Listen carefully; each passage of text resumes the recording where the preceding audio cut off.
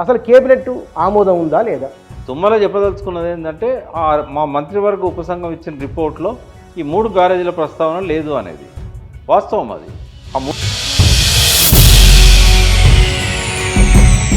కేసీఆర్ అక్కడ తుమ్మిడేటి దగ్గర నీళ్లు లేవు అన్నమాట. అది ఈటలది వ్యక్తిగత అభిప్రాయము, బీజేపీకి సంబంధం లేదని బీజేపీ వాళ్ళు అంటున్నారు.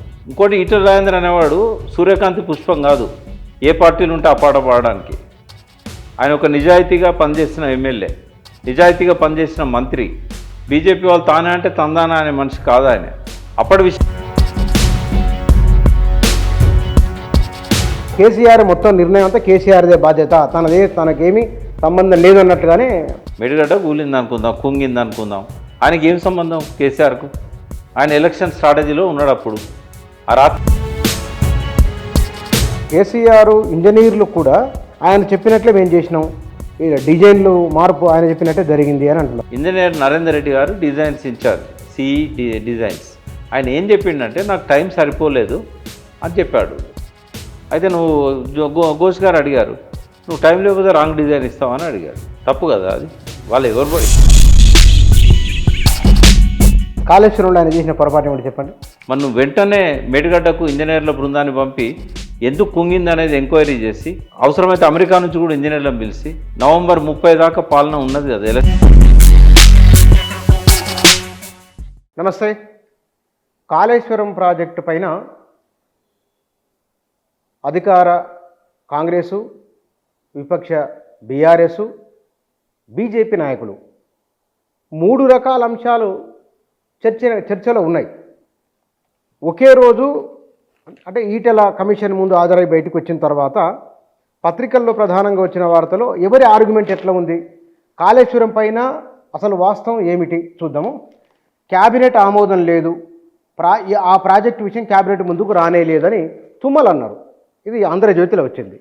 ఇది పక్కన ఇంకొక వార్త ఉన్నది. ఇందులో తుమ్మిడేటి వద్ద నీరు లేదని సిడబ్ల్యూసీ చెప్పలేదు. ఇది మంత్రి ఉత్తమ్ కుమార్ రెడ్డి స్టేట్మెంట్ వచ్చింది. ఈ ఫుల్ పేజ్ అంతా వాటి మీదనే ఉంది. ఇక్కడ దొంగలకు సద్దులు మోసినట్లుగా ఈటల తీరు మరొక వార్త ఇక్కడ ఉన్నది. వీటితో పాటుగా కమలంలో ఈటల ఇరకాటం అంటే ఆయన ఇక్కడ కమిషన్ ముందు చెప్పిన విషయాలు బీజేపీలో ఇబ్బంది కలిగించినాయని. మరొకటి మేడిగడ్డ వద్ద మంత్రివర్గ నిర్ణయమే, ఇది బీఆర్ఎస్ స్టాండ్ హరీష్ రావు వారు మాట్లాడినది. తర్వాత కేసీఆర్ను ఈటల సమర్థిస్తే 200% తప్పని కొండా విశ్వేశ్వరరెడ్డి అన్నారు. అంటే కాళేశ్వరం మీదనే ఇవన్నీ. తర్వాత మరొకరి అది ఈటల స్టాండ్, బీజేపీ స్టాండ్ కాదు అని కిషన్ రెడ్డి అన్నారు. ఆ వార్త కూడా ఇక్కడ వచ్చింది. మరి నిజంగానే ఇంతమంది ఇన్ని రకాలుగా మాట్లాడితే వాస్తవం ఏమిటి, వాస్తవం ఏమై ఉండవచ్చు, ఈ విషయాల గురించి మాట్లాడితే మన దగ్గర సాగునీటి రంగ నిపుణులు వి ప్రకాష్ గారు ఉన్నారు. వారితో మాట్లాడదాం. సార్ నమస్కారం. నమస్తే కూర్చోండి. ఇందాక నేను చదివినవన్నీ ప్రశ్నలే సార్. అసలు కేబినెట్ ఆమోదం ఉందా లేదా? కేబినెట్ ఆమోదం లేకుండా అంత పెద్ద ప్రాజెక్టు కడతారా? తుమ్మల గారు బహుశా మర్చిపోయి ఉంటారు. ఆయన చెప్పదలుచుకున్న అంశం ఏంటంటే క్యాబినెట్ గురించి కాదు, మంత్రివర్గ ఉపసంఘం ఏదైతే వేశారో మంత్రివర్గ ఉపసంఘంలో ఇది చర్చకు రాలేదు. ఏది అన్నారం, సుందిల్ల, మేడిగడ్డ, ఆ ఒక్క అంశమే. ఇప్పుడు ఈటెల చెప్పింది ఏంటంటే మేము మంత్రివర్గ ఉపసంఘంలో తుమ్మలు ఉన్నారు, నేనున్నాను, హరీష్ రావు ఉన్నాడు అని చెప్పారు. ఆ ముగ్గురు కలిసి ఏం రిపోర్ట్ ఇచ్చారనే దానిలో ఆయన ఏమన్నారంటే ఈ రీఇంజనీరింగ్ దానికి మేము సమర్థించినామని చెప్పాడు. ఎవరు? ఈటెల. దాన్ని సమర్థించడం అంటే రీఇంజనీరింగ్ సమర్థించారు. అప్పటికి ఇంకా అన్నారం, సుందిల్ల, మేడిగడ్డ పూర్తి కాలేదు దాని ప్రతిపాదన. లైడార్ సర్వే జరుగుతుంది 2016 మార్చిలో. అది ఏది సబ్ కమిటీ వేసింది, ఏప్రిల్లో రిపోర్ట్ ఇచ్చారు. అప్పటి వరకు ఇంకా అన్నారం, సుందిల్ల, మేడిగడ్డ మీద ఇంకా సర్వేనే జరుగుతూ ఉంది కదా. తుమ్మల చెప్పింది అది. రీఇంజనీరింగ్ మీద మా కమిటీ వేశారు, మేము రిపోర్ట్ ఇచ్చామన్నది ఈటెల. ఇలా కాంట్రవర్సీ లేదు. తుమ్మల చెప్పదలుచుకున్నది ఏంటంటే మా మంత్రివర్గ ఉపసంఘం ఇచ్చిన రిపోర్ట్లో ఈ 3 బ్యారేజీల ప్రస్తావన లేదు అనేది వాస్తవం. అది ఆ 3 బ్యారేజీల ప్రస్తావన లేదు. ఎందుకు లేదంటే ఆల్టర్నేట్ ప్రపోజల్స్ అప్పుడే వచ్చినాయి. తుమ్మిడేట్ల నీళ్ళు లేవనేది అప్పుడే తెలిసింది. ఏం చేయాలనే దాని మీద చర్చలు జరుగుతూ ఉన్నాయి. కాబట్టి దాన్ని తప్పుపట్టాల్సిన అవసరం లేదు. వాళ్ళిద్దరు చెప్పింది కూడా కరెక్టే. క్యాబినెట్ ఆమోదం లేదనేది మాత్రం తప్పు. అయిపోయా కదా. కీ పాయింట్ అది. కేబినెట్ ఆమోదం లేకుండా జరిగిపోయింది. ఆయన ఏం చెప్తే అదే జరిగింది, కొన్నిసార్లు మేము ఇబ్బంది పడ్డామని కూడా వారు అన్నారు. క్యాబినెట్లో కూడా ఆయన ఏం చెప్తే అదే జరుగుతుంది. తుమ్మల ఏమన్నా వేరే తీరుగా నిర్ణయాలు తీసుకున్నాడు ఆయన అభిప్రాయాలు చెప్పి? క్యాబినెట్లో కూడా సీఎం ఏం చెప్తే అదే అవుతుంది కదా. వీళ్ళని నన్ను ఎదిరించే సత్తా, ధైర్యం, దమ్ము వీళ్ళకున్నదా? ఓడిపోయి ఇంట్లో కూర్చున్న తుమ్మలను తీసుకొచ్చి మంత్రి పదవి ఇచ్చాడు. ఆయన క్యాబినెట్లో డిసిషన్ వ్యతిరేకించే అంత ధైర్యం ఉన్న నాయకుడా? నా మిత్రుడే, కానీ క్యాబినెట్కు రాలేదు అనడం తప్పు. అంటే ఆయన డెలిబరేట్లీ ఇచ్చిన స్టేట్మెంట్ అది. ఆయన ఒకటి చెప్తే వీళ్ళు ఒకటి రాసిందని నేను అనుకుంటున్నా. ఎందుకంటే ఆయన చెప్పదలుచుకున్న పాయింట్ ఏంటంటే క్యాబినెట్ సబ్ కమిటీ ఏదైతే ఉందో అందులో వీటి గురించి లేదు అనేది వాస్తవం. ఎందుకు ఆయన మనసులో ఉన్న మాట మీరు ఎట్లా చెప్పగలుగుతున్నారు? చాలా కాన్ఫిడెన్స్గా మొన్న చెప్పిండు ఆయన, మొన్న ప్రెస్ మీట్లో చెప్పింది అది. మొన్న ఈటెల పోయిన రోజు మా మంత్రివర్గ ఉపసంఘంలో ఆ చర్చకు రాలేదని చెప్పాడు. దాన్ని దృష్టిలో పెట్టుకొని చెప్తున్నా నేను. క్యాబినెట్లో రాలేదని అనలేదు ఆయన, మంత్రివర్గ ఉపసంఘంలో రాలేదు అని అన్నాడు. క్యాబినెట్లో ఒకవేళ రాలేదని ఆయన అనుకున్నా మర్చిపోయి ఉండొచ్చు అని నేను అనుకుంటున్నా. ఎందుకంటే కాళేశ్వరం మీద ఎన్నోసార్లు క్యాబినెట్లో డిస్కస్ చేశారు, ఒక్కసారి కాదు చాలాసార్లు చేశారు. సరే, దానికి బదులు ఇవ్వాల్సింది కేసీఆర్ కానీ, లేకుంటే హరీష్ రావు కానీ, కేటీఆర్ కానీ. ఎందుకంటే ఆ క్యాబినెట్లో వాళ్ళంతా ఉన్నారు కాబట్టి వాళ్ళు చెప్పాలి. నేను క్యాబినెట్లో లేను కాబట్టి నాకు సంబంధం లేదు. బట్ తుమ్మల గారి ఇంటెన్షన్ మాత్రం క్యాబినెట్ గురించి కాదు. ఆయన సబ్ కమిటీలో మెంబర్గా ఉన్నాడు కాబట్టి ఆ సబ్ కమిటీలో ఆ విషయం రాలేదనేది వాస్తవం. కానీ ఇక్కడ ఒక ప్రశ్న ఏమిటనంటే, కేసీఆర్ అంత చేసిండు అని అంటున్నారు, ఆయన చెప్పినట్లే చేసినామని. నేను ఒక ప్రశ్న అడుగుతా, మీరు జవాబు చెప్పాలి. నిజాం సాగర్ ఎవరు కట్టారు? నిజాం సాగర్ కట్టింది ఎవరు కట్టినాడు? ఆనాడున్న ఎవరు పరిపాలన ఉంటే వాళ్ళు కట్టారు. ఎవరు? అంటే ఇప్పుడు ఇంజనీర్ పేరు నిజాం సాగర్. అవును, ఇంజనీర్ ఎవరికి వస్తుంది చెప్పు? ఎవరు? నిజాం సాగర్ నిజాంకే వస్తుంది. ఎవరైనా ఇప్పుడు ఆ ఊర్లలో పోయి అడిగితే ఏం చెప్తారు? నిజాం సాగర్ నిజాం కట్టింది అంటారు. అవును, కాళేశ్వరం కేసీఆర్ కట్టాడు. ఆయన ప్రభు ఇప్పుడు ఎవరైనా కూడా ప్రభు అన్న, రాజు అన్న, మంత్రి అన్న ఒకటే, పేరు వాళ్ళకే వస్తుంది. ఇప్పుడు ఎవరు పాకరణంగా ఎవరు కట్టినంటే జవహర్లాల్ నెహ్రూ కట్టినంటారు, మరి అంతే. కానీ ఆడ పోయి కూర్చొని కడతారా వాళ్ళు? కానీ ఇక్కడ డెసిషన్ తీసుకోవడం, డిసిషన్ వాళ్ళే. కేసీఆర్ తీసుకున్నాడు. డిసిషన్ ఎందుకు తీసుకున్నాడు అంటే అక్కడ తుమ్మిడాటి దగ్గర నీటి లభ్యత లేదు అనేది ఉత్తమ్ కుమార్ రెడ్డి చెప్పింది 100% తప్పు. అదేంటి మంత్రి అయినా సంబంధిత శాఖ మంత్రి ఇచ్చిన స్టేట్మెంట్. కాళేశ్వరం గురించి ఒక మాట చెప్పనా? ఒక నలుగురు గుడ్డి వాళ్ళు వాళ్ళ ముందట ఒక ఏనుగు పెట్టారు. ఆ ఏనుగు ఎట్లున్నది వర్ణించమంటే ఉత్తమ్ కుమార్ రెడ్డి పోయి ఇట్లా మధ్యలో పట్టుకున్నాడు, అది గోడలాగుంది. కోదండరాం గారు పోయి తోక పట్టుకున్నాడు, ఇది పాములాగున్నది అని చెప్తాడు. జయప్రకాష్ నారాయణ పోయి చెవులు పట్టుకుంటాడు, డొప్పలాగున్నది అని చెప్తాడు. రేవంత్ రెడ్డి పోయి కాలు పట్టుకుంటాడు, ఈ స్తంభంలాగా ఉంది అని చెప్తాడు. కాళేశ్వరం గురించి ఈక తెలియదు, తోక తెలియదు. వీళ్ళకి తెలుసుకునే ఓపిక లేదు వాళ్ళకి. ఒకవేళ తెలిసినా కూడా రాజకీయ దురుద్దేశంతో బురద జల్లే ప్రయత్నం. ఇప్పుడు ఉత్తమ్ కుమార్ రెడ్డి ఆయన దగ్గర జీవోలు ఉన్నాయి. 165 టీఎంసీల నీటి లభ్యత ఉంది. ఇక్కడ 63 టీఎంసీలు పై రాష్ట్రాల వాటా ఉంది అన్నారు. అంటే నీటి లభ్యత ఉన్నట్ట? ఉత్తమ్ కుమార్ రెడ్డి రాజశేఖర రెడ్డి క్యాబినెట్లో మంత్రి. ఆ ప్రాజెక్ట్ 16,40,000 ఎకరాలకు ఉద్దేశించింది. ఎన్ని నీళ్ళు కావాలి? 164 టీఎంసీలు కావాలి. 165 టీఎంసీలు లభ్యత ఉన్నదని చెప్పింది. కింద లైన్ ఏమున్నది? ఆ జీవోల్నే కింద లైన్ ఏముంది? ఉన్నది, కానీ 63 టీఎంసీలు ఇప్పుడు అవైలబుల్ ఉన్నాయి, బట్ భవిష్యత్తులో ఉండవు. ఎగువ రాష్ట్రాల వాటా. ఇది 1979లో బచావత్ ట్రిబ్యునల్లో ఉన్నది. ఉత్తమ్ కుమార్ రెడ్డి నేను చెప్పేది కాదు, ఇది బచావత్ ట్రిబ్యునల్లో ఉన్నది. ఈ ప్రాణహితకు ఎగువన ఉన్న నీళ్ళల్లో 63 టీఎంసీలు మహారాష్ట్ర వాటా అని ఉంది. మరి అది తెలియదు ఆయనకు? 165లో 63 పోతే ఎన్ని ఉంటాయి? 102 ఉంటాయి. 102 వచ్చినా కూడా 148 మీటర్ల ఎత్తున 1.6 టీఎంసీ ఉండే రిజర్వాయరే ఉంటుంది. చాలా చిన్నది, 1.8 1.6 ఉన్నది, సబ్జెక్ట్ టు ది కరెక్షన్. అంత చిన్న రిజర్వాయర్లో ఉధృతంగా నీళ్ళు వచ్చి పోతూ ఉంటాయి. ఇప్పుడు ఈ నీళ్ళన్నీ కూడా ఒక 60 రోజులే వస్తాయి. ఇట్లా వచ్చి పోతూ ఉంటే నువ్వు ఎత్తిపోసుకోవాలనుకో, 2 లిఫ్ట్లు పెట్టుకోవాలి. ఒక లిఫ్ట్ ఏమో 4 మీటర్లు, రెండో లిఫ్ట్ ఏమో మళ్ళీ 20 మీటర్లు 30 మీటర్లో ఉంటుంది. అది అంటే ఈ 2 లిఫ్ట్లకు ఆ నీళ్ళు అందించాలంటే ఎన్ని దొరుకుతాయంటే 44 టీఎంసీలు దొరుకుతాయి. 44 టీఎంసీలలో ఒక్క చుక్క కూడా వ్యవసాయానికి ఉపయోగపడదు. ఎందుకంటే ఎన్ రూట్లో ఉన్న విలేజెస్ ఉన్నాయి, వాటికి మంచినీళ్ళు ఇవ్వాలి. ఫస్ట్ ప్రాధాన్యత మంచినీళ్ళకే ఉంటుంది. రెండవది ఎన్టీపీసీకి వాటర్ ఇవ్వాలి. ఇవన్నీ బొంగ మిగిలేది ఎన్ని అని అంటే ఒక 5 టీఎంసీలో 4 టీఎంసీలో. మరి ఆయనే రాజశేఖర రెడ్డి పెట్టిన 16,40,000 ఎకరాలకు నీళ్ళు ఎక్కని తీస్తారు. తర్వాత తెలంగాణ ఉద్యమం వచ్చింది ఎందుకు? ఈ సాగునీటి ప్రాజెక్టులన్నీ అలంకారంగా ఉన్నాయి. శ్రీరామ్ సాగర్ ఎండిపోతుంది ప్రతి సంవత్సరం, సింగూరు ఎండిపోతుంది, నిజాం సాగర్ ఎండిపోతుంది, వాటి కింద ఆయకట్టు సాగైతే లేదు, పంట భూములలో బోర్లు వేసుకుంటాను, మాకు కూడా నీళ్లు కావాలని వాళ్ళు అంటాను. మరి వాళ్ళకి ఎక్కడి నుంచి తెచ్చిస్తావు? కాళేశ్వరం ఒరిజినల్ ప్రాణహిత చేవేళ్ళ ఆయకట్టుకి ఎక్కడి నుంచి తెస్తావు? 44 టీఎంసీలు దేనికి సరిపోతాయి? ఒకవేళ సరిపోయినాయని అనుకుందాం, 44 టీఎంసీలతోని నేను 36 లక్షల ఎకరాల్లో పంటలు పండిస్తాను ఉత్తమ్ కుమార్ రెడ్డి అనుకుంటే అనుకోని, కానీ బ్యారేజ్ కట్టడానికి ఆడ అవకాశం లేదు కదా, ఆడ అవకాశం లేదు. ఇది నేను చెప్పట్లేదు, రేవంత్ రెడ్డికి ఇంజనీర్లు చెప్పారు. తుమ్మిడట్టు ఎందుకు కట్టలేదు అంటే బ్యారేజ్ కట్టడానికి అవకాశం లేదు. 48 మీటర్ల ఎత్తు కూడా కేసీఆర్ అగ్రిమెంట్ చేసుకొని వచ్చిండు కదా,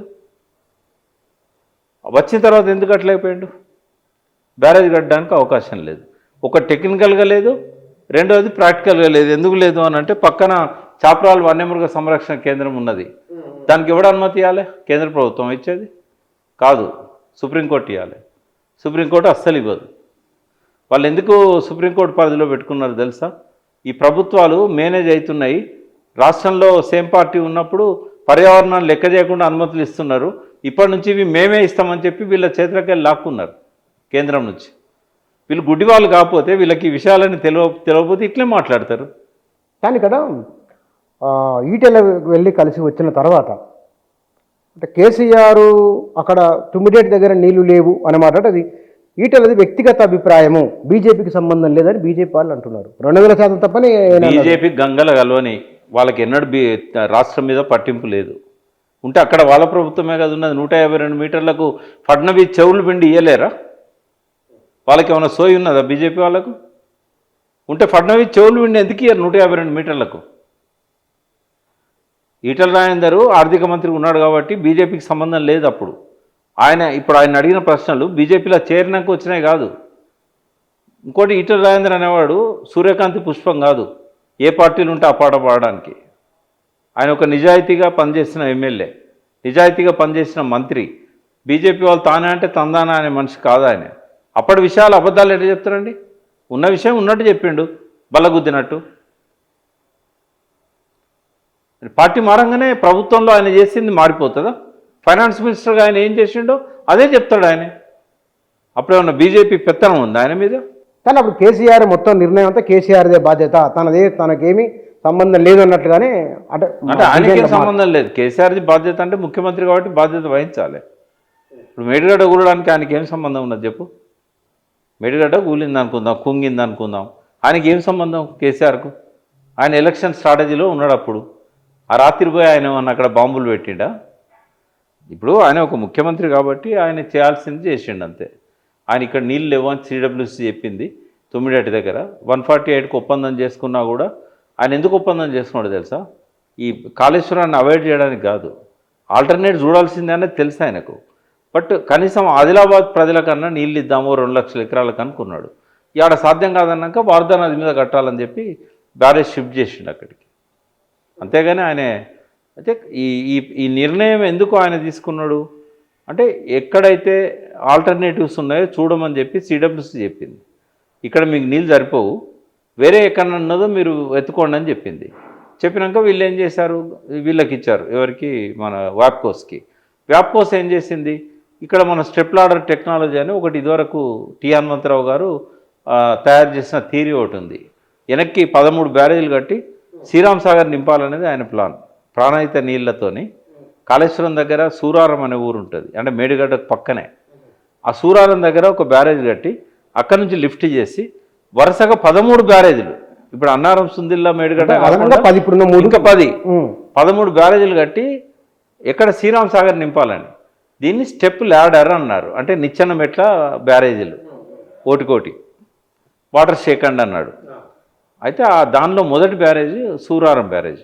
సూరారంకున్న మేడిగడ్డకు ఒక 2-3 కిలోమీటర్ల దూరం ఉంటుంది. అయితే అక్కడ కడితే కొంత అక్కడ అనుకూలంగా లేదు పరిస్థితి అని చెప్పి కొంచెం కిందికి కట్టారు అంతే. అది వాప్కోస్ ఇచ్చింది తప్ప కేసీఆర్ ఆయన ఇంజనీర్ కాదు, ఆయన ఆ ప్రాంతం చూడని కూడా చూడలేదు ఆ టైంకి. ఆయన కాళేశ్వరం గుళ్ళే పోయి వచ్చిండు కావచ్చు ఇదివరకు, కానీ మేడిగడ్డకి ఎందుకు పోయిండు ఆయన? మేడిగడ్డ బ్యారేజ్ సగానికంటే ఎక్కువ అయినాక ఆయన బహుశా భూమి పూజ పోయిండేమో నాకు తెలియదు. బట్ ఆయనతో నేను పోయింది ఎప్పుడంటే 2019 జనవరి 1 నాడు.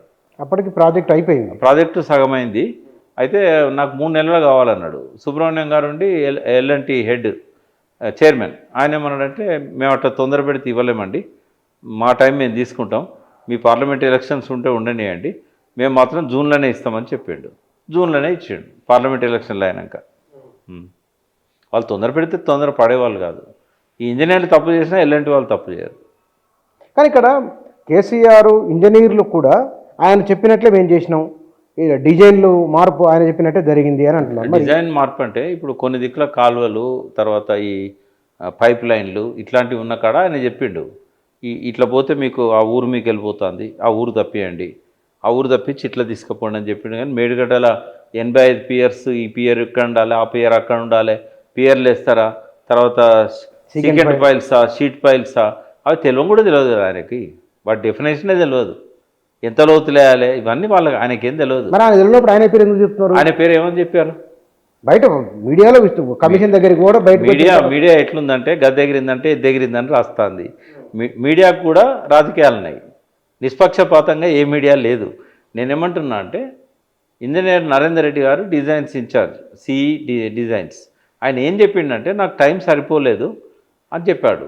టైం సరిపోకపోతే దాన్ని ముఖ్యమంత్రి బాధ్యత ఎట్లయితుంది? నాకు తొందరగా నీళ్ళు కావాలన్నాడు ఆయన.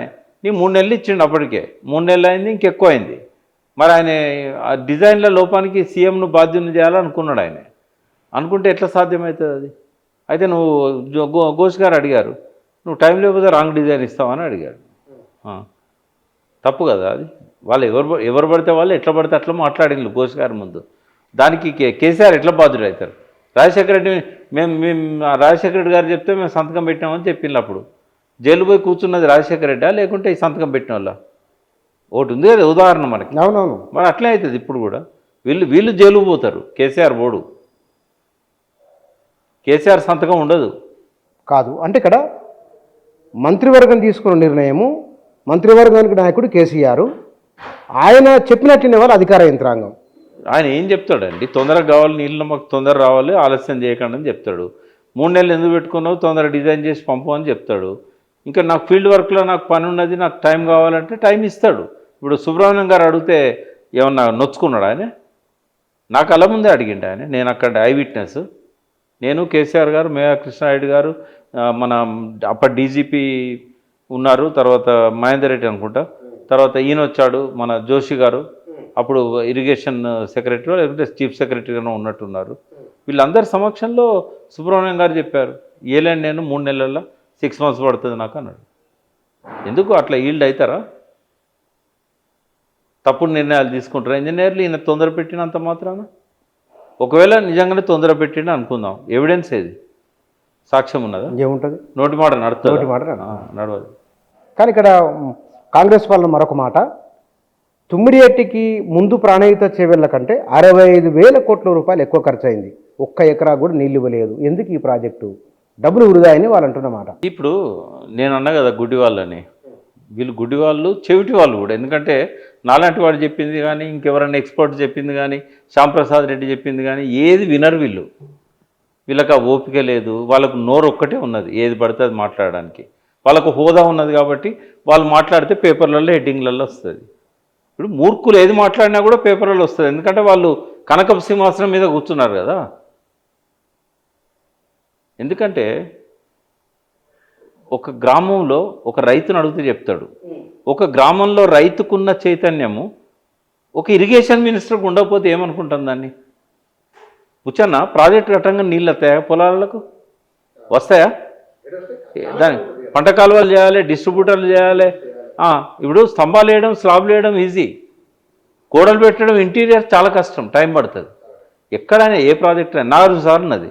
వీళ్ళు మరి 58లో కట్టేసిండ్రు డ్యాము, 68 దాకా నీళ్ళు ఎందుకు రాలే?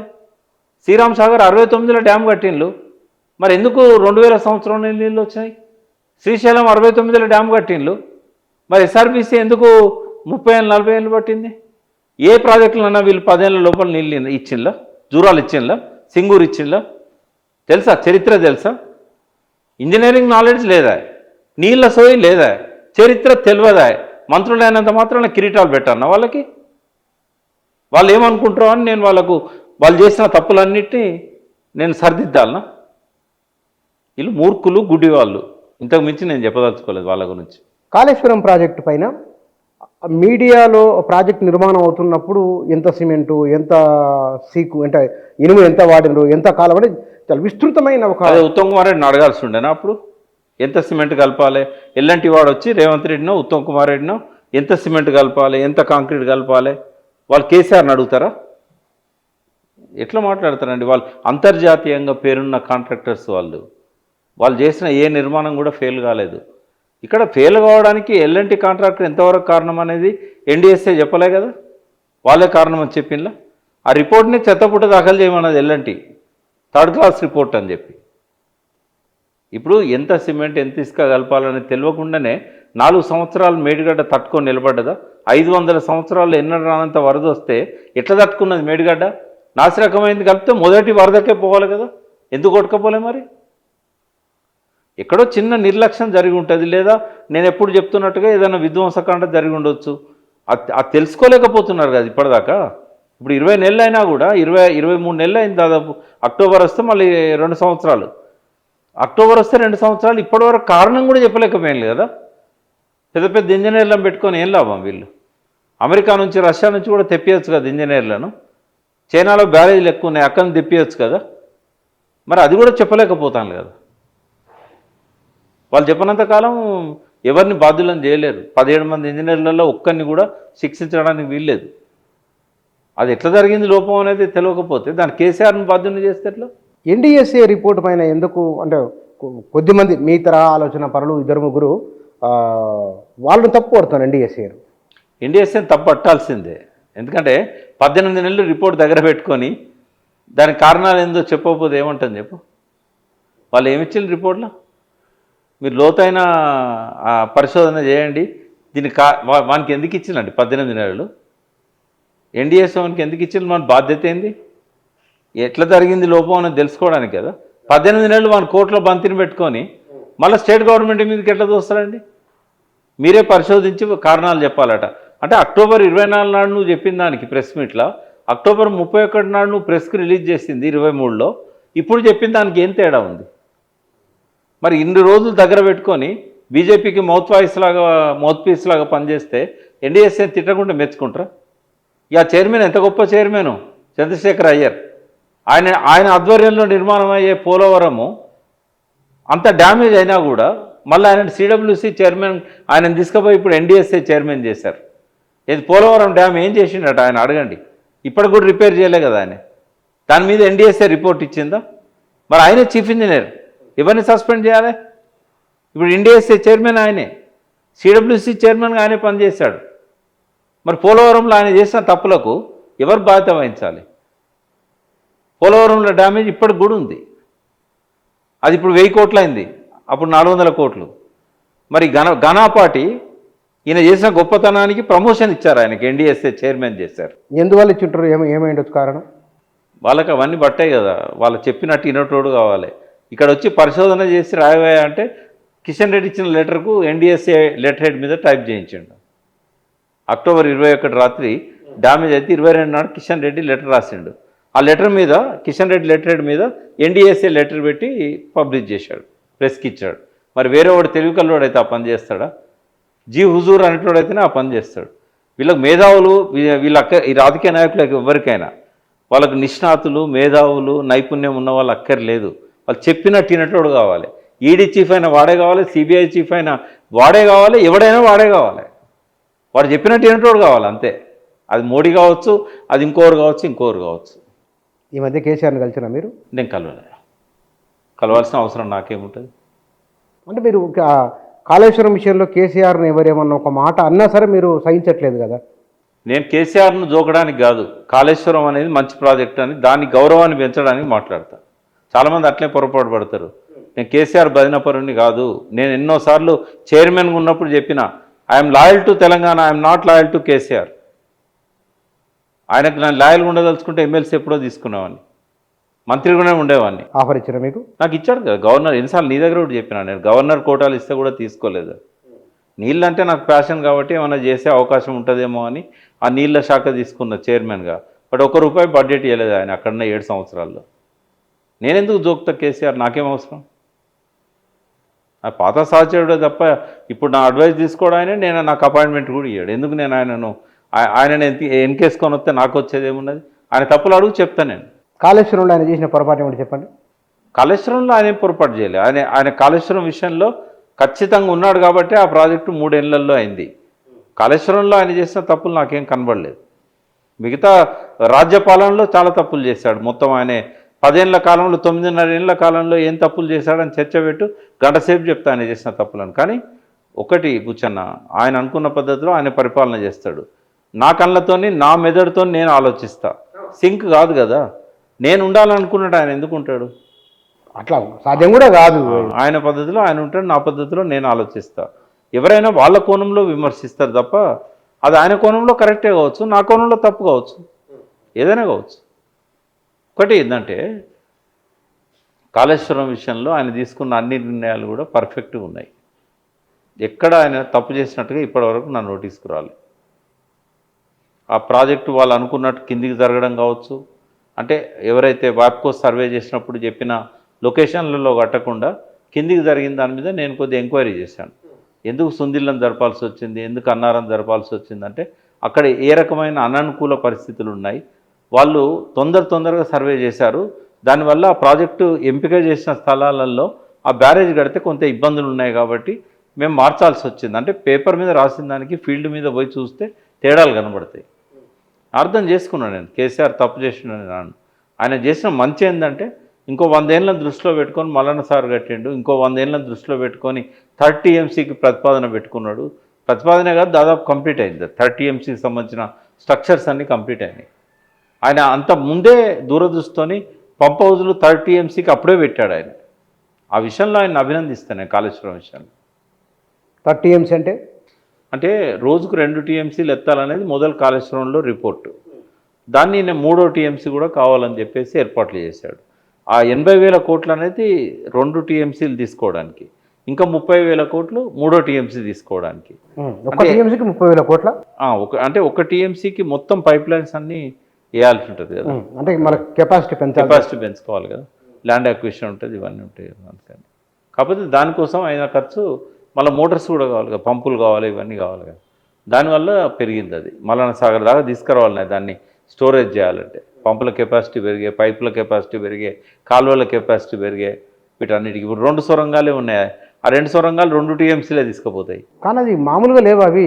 ఒక రెండు లారీలు వేయటంత నేను చూసాను. ఒక్కొక్క దానిలో ఫుల్ లెవెల్లో పోతే 1 TMC పోతుంది. అంత పెద్దది. 3వ TMC పైపుల ద్వారానే.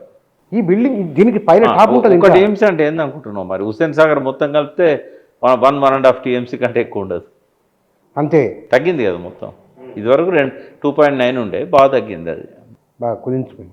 మరి అన్ని నీళ్ళు ఒక రోజులో పోవాలంటే మరి అంత పెద్ద సొరంగం కావాలి కదా. 1 TMC అంటే ఇప్పుడు 2 TMC మొదలనుకొని 3వ TMCకి అదనపు ఏర్పాట్లు చేసినందువల్ల 80,000 కోట్లది కాస్త 110 కోట్లకు పోయింది. ఓ 11-15 కోట్లు అడిషనల్గా పెరిగింది ఖర్చు. ఇప్పుడేమో వాళ్ళు కాంగ్రెస్ ఇదే పాయింట్ అంటున్నారు. ఏమని? 2 TMCల విషయంలోనే స్పష్టత లేదు, 3వ TMC ఎందుకు? వాళ్ళకు స్పష్టత లేదు, కేసీఆర్కు ఉన్నది. వాళ్ళకు స్పష్టత ఎట్లా వస్తుంది? ఇప్పుడు ABCDలు రానవాడు ఇంగ్లీష్ని అర్థం చేసుకుంటాడా? మరీ అంతా నా కాంగ్రెస్ వాళ్ళు. కాంగ్రెస్ అయితే 135 ఏళ్ళ పార్టీ అయితే రేవంత్ రెడ్డి 135 ఏళ్ళు ఉన్నాయా? అన్నేళ్ల నుంచి పరిపాలన చేస్తున్నాడా? వాళ్ళకి నేను మళ్ళీ చెప్తున్నా, నీళ్ళ గురించి ఈ కాంగ్రెస్ మంత్రులకు కానీ నాయకులకు కానీ ABCDలు తెలివాయి. కొంత తుమ్మల నాగేశ్వరరావుకు తెలుసు, ఎందుకంటే ఇరిగేషన్ మినిస్టర్ చేసిండు కాబట్టి. ఆయన మాట్లాడాడు, ఎందుకంటే ఆయన అగ్రికల్చర్ మినిస్టర్ తప్ప దీనికి కాదు కదా. కాబట్టి ఏమన్నా మాట్లాడిస్తే ఆయన చెప్పగలుగుతాడు. ఇక ఆయనను మాట్లాడనీయకుండా ఉత్తమ్ కుమార్ రెడ్డిని మాట్లాడిస్తే, ఇంకోరిని మాట్లాడిస్తే వాళ్ళకు నీళ్ళ మీద వాళ్ళకి ABCDలు తెలివాయి, బేసిక్స్ తెలివాయి. వాళ్ళు ఏది మాట్లాడినా తప్పే. అది రాజకీయ దురుద్దేశంతో మాట్లాడేదే తప్ప నిజంగానే వాళ్ళకు అనుభవం ఉండి జ్ఞానం ఉండి మాట్లాడే మాటలైతే కాదు అది. కానీ వాళ్ళు కాంగ్రెస్లో అంటున్న మాట ప్రజలకు వాస్తవాలు తెలియాలి కాబట్టి. మీకు తెలియదు వాస్తవాలు, ప్రజలకు మీరేం చెప్తారు? ప్రజలకు తెలుసు వాస్తవాలు. ప్రజలకు వాస్తవాలు తెలియకపోతే బ్యారేజ్ కట్టనియకపోదురు, అప్పుడే ఆపేస్తారు. ప్రజలు పంటలు పండించుకున్నారా? 60 లక్షల ఎకరాల్లో పంటలు పండినాయి కాళేశ్వరం నీళ్లతో మొత్తము 4 ఏళ్ళల్లో. ప్రతి సంవత్సరం మొదటి సంవత్సరం ఓ 10 లక్షల ఎకరాలు పండినాయి, రెండో సంవత్సరం 20 లక్షల ఎకరాలు పండినాయి. మొత్తం 4 ఏళ్ళల్లో కలిపి 60 లక్షల ఎకరాల్లో పంటలు పండినాయి. కొన్ని వేల కోట్ల పంటలు పండినాయి. మొన్న ఒక ప్రబుద్ధుడు చెప్తున్నాడు, ఓ ఎంపీ, బీజేపీ ఎంపీ, ఆయన ఏం చెప్తున్నాడంటే కాళేశ్వరం కూలి మంచి పని అయింది. ఓ లైవ్లో చెప్తున్నాడు ఒక నేషనల్ ఛానల్, కూలి మంచిదైంది, కూలకపోతే రాష్ట్ర ఆర్థిక వ్యవస్థ మొత్తం నాశనం అయిపోయేది అని. ఎందుకు అంటే అది కూలకపోతే కరెంటు బిల్లులు కట్టి నీళ్ళను బాగా తీసుకొచ్చి వ్యవసాయాలు బాగా చేతురు, దానివల్ల కరెంటు బిల్లులు బాగా పెరిగేటి లక్షల రూపాయలల్లో ఆర్థిక వ్యవస్థ ఇంకా వీక్ అయ్యేదని చెప్తున్నాడు. అంటే ఇట్లాంటి వాళ్ళు ఎంపీ లైన్లు. ఎందుకంటే ఆయన గొప్పోడే, కానీ ఆయన ఫీల్డ్లో గొప్పోడు, ఆయన సాఫ్ట్వేర్లో గొప్పోడు, ఆయన వైద్య సంస్థలు నడపడంలో గొప్పోడు, ఆయన అన్నిట్లో గొప్పోడే, కానీ వ్యవసాయం గురించి ఆయనకు తెలియదు. ఆయన రైతు మనవడే, రైతు కొడుకే, కానీ వ్యవసాయం గురించి ఆయన స్టడీ చేయలేదు, నీళ్ళ గురించి స్టడీ చేయలేదు, తెలంగాణ నైసర్గిక స్వరూపం గురించి స్టడీ చేయలేదు. ఆయనకు చాలా రకాల ఇన్కమ్ ఉన్నది, రైతుకు ఒకటే రకం ఇన్కమ్ ఉంటుంది, పంట పండితే డబ్బులు వస్తే లేకపోతే రాదు. నీళ్ళు ఎక్కడి నుంచి ఇస్తాం అనేది రైతుకు అనవసరం, నీళ్ళు ఇస్తున్నావా లేదా అనేది ఇంపార్టెంట్. ఆయన అంటాడు కాళేశ్వరం కూలి మంచి పని అయిందని.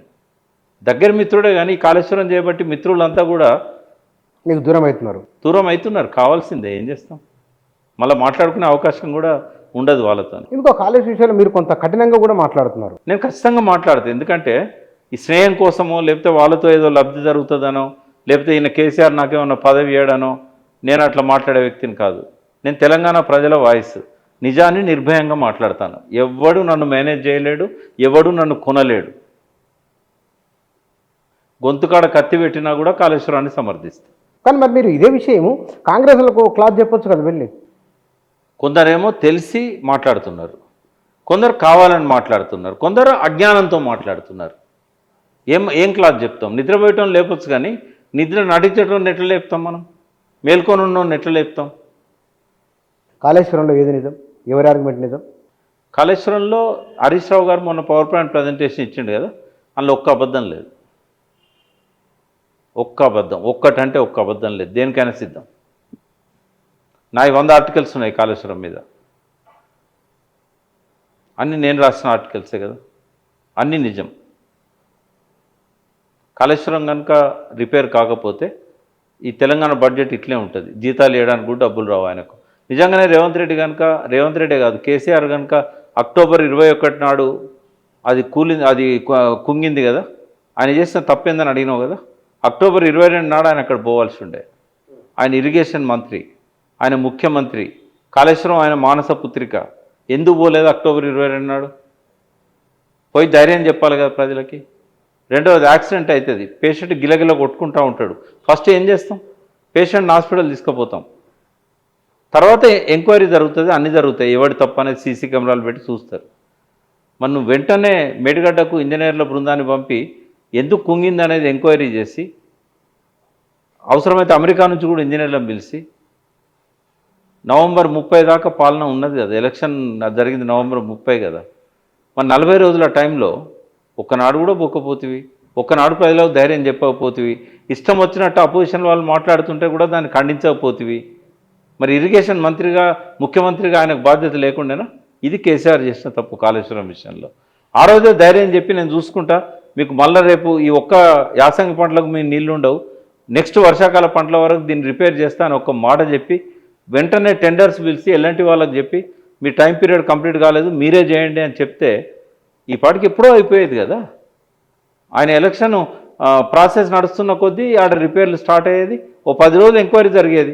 అమెరికా నుంచి, ఫ్రాన్స్ నుంచి ఒక వారం రోజుల్లో ఇంజనీర్స్ రారా, ఎక్స్పర్ట్స్ వచ్చి వాళ్ళు చేయలేకపోదురా? ఆయన చేసిన తప్పుకు ఆయన బలైండు, 5 సంవత్సరాలు ఇంట్లో కూర్చోబెట్టారు. అదే మేడిగడ్డ మీద దుష్ప్రచారాన్ని ఆయన అడ్డుకొని ఉంటే, లేదా హరీష్ రావు లాంటి వాళ్లకు మీరు పోయి అక్కడ ఏందో చూసి మీరు దాని మీద ఒక ప్రెస్ మీట్ పెట్టి ధైర్యం చెప్పండి ప్రజలకని ఉంటే వాళ్ళు ఓట్లు వేయకపోదురా? ఓ పక్కనేమో అవినీతి అని వీడు మొత్తుకుంటా ఉన్నాడు, అవినీతి ఉన్నదని చెప్పి నిరూపించడానికి అక్కడ కూలింది అది. మరి దాని ధైర్యం చెప్పాల్సింది ఎవరు? కొన్ని 95 ఉపన్యాసాలు ఇచ్చాడు ఎలక్షన్ ప్రచారంలో, ఒక్కనాడన్నా మేడిగడ్డ గురించి మాట్లాడా అందులో? అంటే పట్టించుకోరా ప్రజలు? 1 సైడ్ అయింది ప్రచారం. ఒక్క వ్యక్తిని నేను అడ్డుకున్నా. నా తర్వాత ఒక్కసారి 2 సార్లు హరీష్ రావు గారు ప్రెస్ మీట్ పెట్టి చెప్పారు. ఎవ్వరు మాట్లాడలేదు మేడిగడ్డ మీద. వన్ సైడ్ అయింది ప్రచారం. జనం నమ్మిళ్ళు, అబద్ధాలు నమ్మిళ్ళు, అవినీతిని నమ్మిళ్ళు. 93,000 కోట్లు ఖర్చు అయిన దానికి 1,00,000 కోట్లు ఖర్చు అయిందంటే కూడా జనం నమ్మిళ్ళు. మరి నమ్మినప్పుడు ఇంట్లో కూర్చోబెడతారు. 22వ తారీఖు నాడు హెలికాప్టర్ వేసుకొని ఆడికి పోయి ఉంటే ఇవాళ ముఖ్యమంత్రి కేసీఆర్ ఉండేవాడు. అన్ని తప్పులలో మేడిగడ్డ పెద్ద తప్పు ఆయన చేసింది. 26 లోపాలని ఆయన ఎలక్షన్ ఓడిపోవడానికి నాకు తెలిసినాయి. మొదటి లోపం ఇదే అనుకోవచ్చు మనం. 1.5% ఓట్స్ తారుమారు కాకపోనా మేడిగడ్డ మీద ధైర్యం చెప్తే రైతులు ఎప్పుడు ఆయనను ఇష్టపడ్డారు, వ్యతిరేకించలే.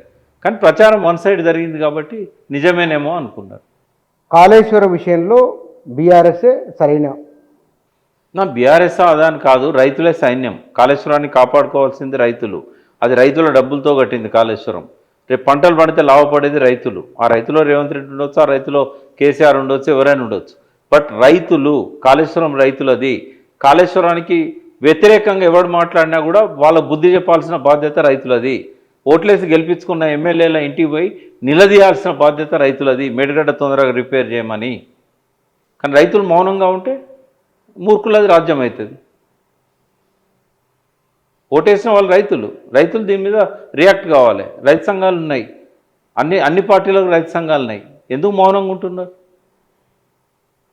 మీకే పట్టనప్పుడు రేవంత్ రెడ్డికి ఎందుకు పడుతుంది, ఉత్తమ్ కుమార్ రెడ్డికి ఎందుకు పడుతుంది? సరే, కాళేశ్వరం కమిషన్ గురించి వచ్చింది కాబట్టి నేను ఒకటే చెప్తా. అక్కడ కేసీఆర్ను కానీ, హరీష్ రావును కానీ, ఈటెల రాజేందర్ను కానీ, ఎవరిని పొలిటికల్గా ఉన్న వాళ్ళని ఎవరిని కూడా దండించడం కావచ్చు, వాళ్ళ మీద ఆరోపణలు కావచ్చు, వాళ్ళ మీద ఏది కూడా రిపోర్ట్లో ఉండదు. ఎందుకు ఉండదు అని అంటే ఆయనకున్న పరిమితి చాలా చిన్నది. ఓన్లీ ఇర్రెగ్యులారిటీస్ మీద ఎంక్వైరీ జరపమని చెప్పారు, కరప్షన్ మీద జరపమని చెప్పలేదు. ఇర్రెగ్యులారిటీస్ మీద జరపాల్సి వచ్చినప్పుడు ఎన్డీఎస్ఏ వాళ్ళు ఏమైనా రిపోర్ట్ ఇచ్చుంటే దాని ద్వారా ఏమి ఇర్రెగ్యులారిటీస్ జరిగినాయి అనేది తెలిసేది. మేడిగడ్డ కుంగడానికి కానీ, అన్నారం సుందిళ్ళ లీకేజీలకు కానీ వాళ్ళు ఏమి ఇవ్వలేదు. కాబట్టి ఏంటంటే కొన్ని చిన్న చిన్న తప్పులు ఏవైతే ఉన్నాయో ఎన్డీఎస్ఏ రిపోర్ట్లో కానీ, విజిలెన్స్ కమిటీలో ఉన్న రిపోర్ట్లో ఉన్నాయి. కానీ వాటి మీద పీసీ ఘోష్ గారు కొంత ఆయన తీర్పులో రాస్తారు. ఎందుకంటే విజిలెన్స్ కమిటీ రిపోర్ట్ ఉంది, ఎన్డీఎస్ఏ రిపోర్ట్ ఉంది. ఆ మేరకు ఇంజనీర్లకు కొంత శిక్షలు పడితే పడవచ్చు. వాళ్ళ పెన్షన్స్ ఆపొచ్చు, రిటైర్ అయిన వాళ్ళకు, వాళ్ళ మీద క్రిమినల్ ప్రాసిక్యూషన్ కూడా జరపవచ్చు. కానీ క్రిమినల్ ప్రాసిక్యూషన్ జరపడానికి ప్రభుత్వం ప్రయత్నం చేసినా కూడా వాళ్ళ శిక్షలు పడవు. ఎందుకు పడవు అంటే క్రిమినల్ ఇంటెంట్ ఉండాలి. ఒక నేరం జరగడానికి ముందు దానికి కారణం ఉండాలి. వాళ్ళ లోపల నువ్వు దొంగతనం చేస్తున్నావు, ఏంటంటే నీకు డబ్బులు అవసరం ఉన్నాయి, డబ్బుల కోసమని దొంగతనం చేసావు. వీళ్ళకి ఎందుకు ఉంటుంది? మేడిగడ్డ కూలగొట్టాలని ఇంజనీర్లకు ఉంటుందా? రాత్రింబగలు కష్టపడ్డోళ్ళకు లాస్ట్కి అది ఏం తెలుస్తుంది అంటే ఇది ఒక ప్రమాదం అని తెలుస్తుంది. ఆ ప్రమాదం ఎట్లా జరిగిందో ఎన్డీఎస్ఏ చెప్పకపోతే ఎవరికి శిక్షలు పడవు. బెనిఫిట్ ఆఫ్ డౌట్ కింద అందరినీ ప్రాసిక్యూషన్ చేసినా కూడా కేసులు పెట్టినా కూడా హైకోర్టు కొట్టేస్తుంది. ఒకవేళ కేసులు విచారణ జరిగినా కూడా వాటిల్లో శిక్షలు పడవు. ఏముండదు దానివల్ల, అల్లికల్లి సున్నకు సున్నా. Thank you sir. Kaleshwaram project విషయంలో ఎవరిది నిజం, ఈ అంశాలకు సంబంధించి విపక్షం నుంచి, అధికార పక్షం నుంచి వ్యక్తమైన అభిప్రాయాలు, వాటన్నింటిపైన వారి విశ్లేషణ కూడా ఇది. Thank you.